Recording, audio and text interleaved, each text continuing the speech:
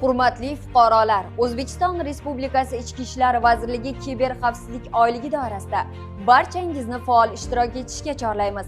Joriy yilning noyabr oyi mamlakatimiz hududida kiber madaniyatni rivojlantirish oyligi sifatida e'lon qilingan bo'lib, ushbu tadbirlar rejasiga muvofiq quyidagilar amalga oshiriladi.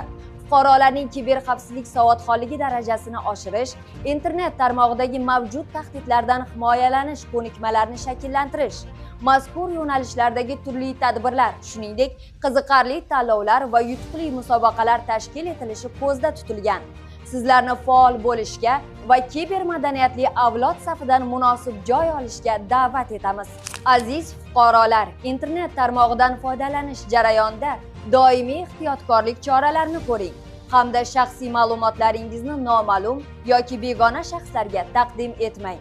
Kiber madaniyat bu har birimizning xavfsizligimiz kafolatidir.